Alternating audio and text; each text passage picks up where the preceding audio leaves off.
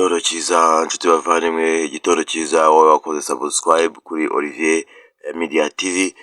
Nizeye ko umeze neza, nizeye ko Nyagasani Imana yakurinze mu ijoro ryashize. Uyu munsi tukaba turi tariki 21 z'ukwezi kwa gatatu umwaka n'ibihumbi 2025 nk'uko bisanzwe. Ubwo rero nakomeza kubibasaba, nizeye ko Nyagasani Imana akomeje kuhaza ibyifuzo byanyu aho muri hose. Tukaba twagarutse rero mu zindi nkuru ziri kugenda zicaracara hano ku mbuga nkoranyambaga, twerekeje nko muri Congo cyangwa se twerekeje aho ngaho za Katari i Doha, mu biganiro biherutse guhuza Perezida Paul Kagame w'u Rwanda na Antoine Felix Tshisekedi Tshilombo wa Congo, aho ngaho i Doha, aho bari kumwe na Emile wa Katari. Bakaba baremeye ko hagomba kuboneka agahenge, nubwo kuva mu kwezi kwa mbere k'uyu mwaka M23 yakomeje yo itera ijya imbere, igenda ifata uduce dutandukanye. Bakaba baratangaje ko rero intego ari kugenda bakagera za Kinshasa, dore ko ubu ngubu bivugwa bari muri nce za ahita za Walikale. Kandi rero ubwo ngubwo Jeune Afrique nayo ikaba iri kwibaza koko niba ibi biganiro bizubahirizwa, nubwo kuva mu kwa gatatu hagaragaye agahenge cyajya, ariko ni nyuma y'uko nyine of course nyuma yo gufata Bukavu nibwo habonetse agahenge gake. Imirwano hagati ya Wazalendo na FDLR ndetse na FARDC ihanganyemo na M23. Ikinyamakuru Okapi yatangaje ko M23 yamaze gufata Walikale kuri uyu tariki wa gatatu, tariki 19 z'ukwezi kwa gatatu. Amakuru aturuka rero mu nzego z'imbere avuga ko agace ka Walikale intambara rwose nta ntambara yagize igaragara mu kugafata. Ntabwo bigize ibi bintu bya danje ngo usange ngo abantu ngo barwanye, ngo usange abantu ngo bicanye nk'ibiko Goma yagiye ifatwa, cyangwa nk'uko za Bukavu zagiye zifatwa. M23 rero yagabye ibitero mu mujyi wa Nangora mu birometero 14, ndetse no muri za Mubanda uherereye mu birometero 4 uva za Walikale. Akaba ari amakuru rero dukesha Actualité CD, ikaba rero yabitangaje. Walikale ikaba ariyo ifite ibinombe byinshi kandi ibinini by'amabuye y'agaciro rero avamo za tini, ahitwa za BCA, ngo hariho byose ko bibera bisora, ariko amafaranga byose bisora amafaranga angana n'amadolari 100 kugeza kuri 500 buri kwezi. Bikaba bibera rero ibyo ngibyo igisirikare cya Congo bitakorohera kuba babasha kukigenzura cyangwa kugicunga. Ubwo ngubwo rero kugira ngo ko mu minsi yashize Tshisekedi akaba yaremereye igisirikare cye ko agiye kongera imishahara bajyaga bafata. Kandi nanone ni no kuri uyu munsi ubwo Colonel Nanga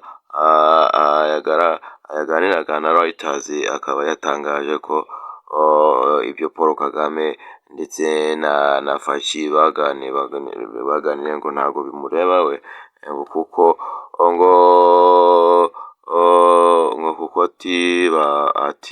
agira ati bazakomeza kurwana paka icyo bari kurwanira cyumvikanye. Bavuga yuko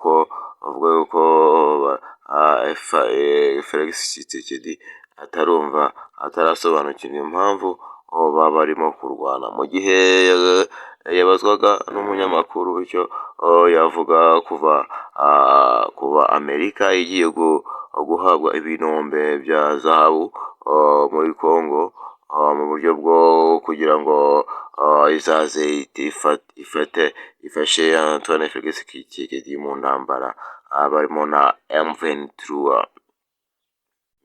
Ikaba yabijeje ko bidakwiye rwose ko koko yaba yagurishwa muri ubwo buryo kuko umutungo wa Kongo ari uw'abakongomani.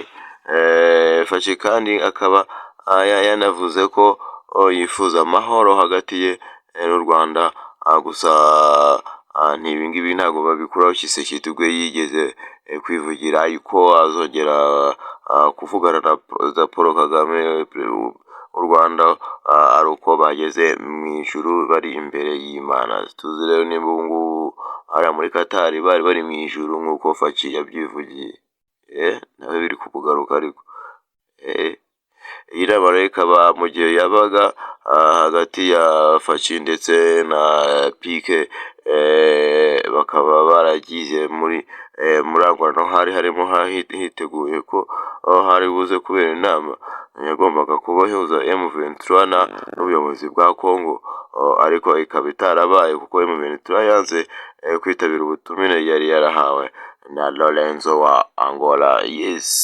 Bivugwa kandi ko Walikale kuyifata urimo ugenda werekeza aho bita za Kisangani ku birometero 450. Nyuma y'uko rero Canada iri nayo guhomba ibinombe byayo byabaga za Walikale, byavagamo amazahabu menshi cyane, ndetse n'ibikoresho bagenda bifashisha mu gukora batiri ziriya za telefone, ziriya amabatiri ya telefone nyine. Hariya hakurya iyo ngiyo za Walikale niho ibikoresho biyakora biva. Ubwo rero bikaba byateye kampani nyine gufunga imiryango yayo bijyanye na zahabu, ikaba yafunze rwose kubera ko buri mu biganza bya M23. Hakaba kandi hari